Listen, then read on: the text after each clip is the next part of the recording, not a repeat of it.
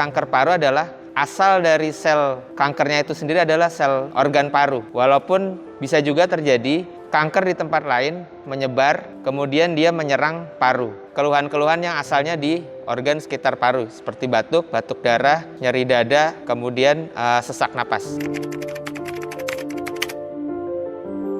Pada dasarnya setiap benjolan yang tidak normal di tubuh manusia disebut tumor. Tumor itu sendiri artinya benjolan. Nah, jika ada benjolan yang tidak normal, maka perlu ditelaah oleh petugas kesehatan atau dokter. Benjolan ini ada yang jinak, ada yang ganas. Jinak penyebabnya bisa pertumbuhan sel tubuh kita sendiri yang berlebihan, atau bisa juga disebabkan oleh kuman dan faktor-faktor lain. Perbedaannya adalah pada yang tumor yang jinak, tumor itu sendiri tidak menyebar ke seluruh tubuh. Sedangkan pada yang kanker ganas, selain dia tumbuhannya berlebihan dibandingkan yang pada hari-hari biasa, dia juga keterikatannya dengan jaringan sekitar atau sel-sel asalnya menghilang, sehingga dia bisa menyebar dan merusak jaringan lain.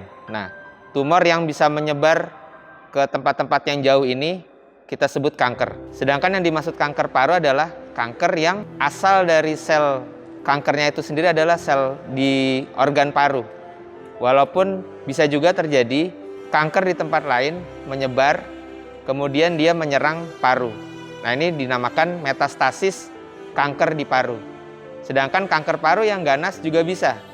Dia tumbuh asalnya dari sel paru, kemudian dia menyebar dan merusak sel organ yang lain. Misalkan di otak, di hati, di tulang, dan sebagainya.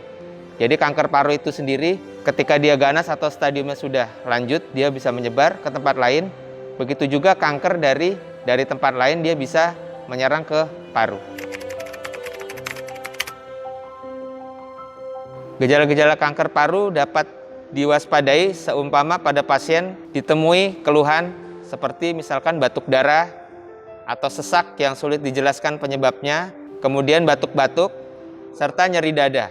Akan tetapi pada umumnya kanker, jika dia sudah stadiumnya cukup lanjut, ada beberapa kemiripan dari berbagai asal kanker, baik itu kanker paru maupun kanker dari organ tubuh yang lain, seperti dia penurunan berat badan, penurunan nafsu makan, kemudian juga keringat malam, serta tubuh juga lemas atau nyeri-nyeri. Akan tetapi kalau dia kankernya asalnya dari paru, terdapat keluhan-keluhan yang asalnya di organ sekitar paru, seperti batuk, batuk darah, nyeri dada, kemudian sesak napas. Faktor risiko kanker paru cukup banyak. Jadi terkait dari lingkungan, kemudian zat-zat berbahaya, juga kerentanan dari tubuh manusia itu sendiri. Akan tetapi jika disimpulkan yang menyumbangkan angka yang sangat tinggi atau tertinggi pada kanker paru, faktor risiko tertinggi adalah merokok. Karena selain zat-zatnya itu dia banyak yang merusak atau bisa mencetuskan kelainan berupa kanker paru, merokok ini juga terkait dengan kebiasaan. Karena orang yang merokok, dia sendiri dengan secara sadar menghisap zat-zat berbahaya tersebut masuk ke dalam tubuhnya, ke parunya, dan dilakukan secara berulang-ulang. Penyebab lain ada banyak faktor risiko kanker paru, seperti misalkan gas berbahaya, kemudian polusi. Tapi biasanya secara sadar, manusia menghindarinya atau melakukan proteksi terhadapnya, sehingga tidak dijumpai situasi yang pajanan berulang-ulang dalam dosis yang besar. Berbeda situasinya dengan merokok. Merokok dilakukan berulang-ulang secara sadar dan dosisnya tinggi. Kalau secara angka, kira-kira dibandingkan orang yang tidak merokok, seorang perokok pasif, risikonya menderita kanker paru meningkat 20% hingga 2 kali lipat dibanding yang tidak merokok. Kemudian dibandingkan dengan yang tidak merokok, seorang perokok aktif, risikonya menjadi kanker paru meningkat hingga 12 kali lipat. Jadi di angka ini jelas bahwa perokok pasif risiko menderita kanker parunya lebih tinggi dibandingkan dengan yang tidak terpajan dengan asap rokok. Sedangkan yang merokok aktif tetap dia lebih tinggi risikonya menderita kanker paru dibandingkan yang tidak merokok, bahkan juga dibandingkan dengan yang merokok pasif. Kalau dilihat dari data, kira-kira dari seluruh penderita kanker paru, 90%-nya merupakan perokok. Jadi merokok merupakan faktor risiko nomor 1 untuk menderita kanker paru dan sebetulnya bisa sangat dicegah atau dihindari. Kalau kita lihat dari faktor risiko berupa kerentanan manusianya, kemudian lingkungan, serta zat-zat berbahaya, kita bisa melakukan pendekatan terhadap 3 hal ini. Yang pertama, jika dari sisi manusianya, jika didapatkan faktor risiko keluarga kandung ada yang pernah menderita kanker, apalagi kanker paru, maka keluarga kandung tersebut juga dianggap rentan terhadap kanker paru atau kanker yang lain. Sehingga ketika sudah mengetahui ini, seseorang diharapkan lebih menjaga kesehatannya dan menghindari faktor-faktor risikonya. Kemudian untuk faktor lingkungan, banyak zat-zat karsinogenik di sekitar kita, bahan-bahan kimia serta polutan. Nah, ini perlu dihindari, atau seumpama kita terpaksa terpajan dengan zat-zat tersebut, kita menggunakan proteksi. Bagi yang bekerja di industri berat yang banyak risiko gas-gas berbahaya, poliaromatik hidrokarbon, dan zat-zat berbahaya karsinogenik lainnya, diharapkan menggunakan alat pelindung diri yang sesuai. Atau misalkan para pekerja yang harus bekerja di udara terbuka, banyak terpajan dengan polusi udara, juga diharapkan menggunakan masker atau alat pelindung diri yang sesuai, atau jika sudah selesai bertugasnya, dia diharapkan keluar dari area tersebut. Selain itu juga orang-orang diharapkan melakukan pola hidup bersih dan sehat yang juga bisa membantu untuk membentengi diri dari kanker, seperti makan makanan yang bergizi serta cukup antioksidan. Nah, antioksidan ini yang biasanya banyak di bahan-bahan makanan yang segar dan bergizi, baik dia hewani maupun nabati, ini bisa menangkal radikal bebas. Radikal bebas ini atau racun-racun yang sempat terhirup atau masuk ke dalam tubuh manusia, di jaringan tubuh ataupun darah, masih bisa dinetralisir oleh antioksidan sebelum radikal bebas ini merusak gen. Ini juga salah satu cara hidup bersih dan sehat yang bisa menurunkan risiko kanker paru. Yang lainnya adalah menghentikan atau mengurangi kebiasaan terpajan karsinogenik yang secara sengaja, terutama adalah merokok.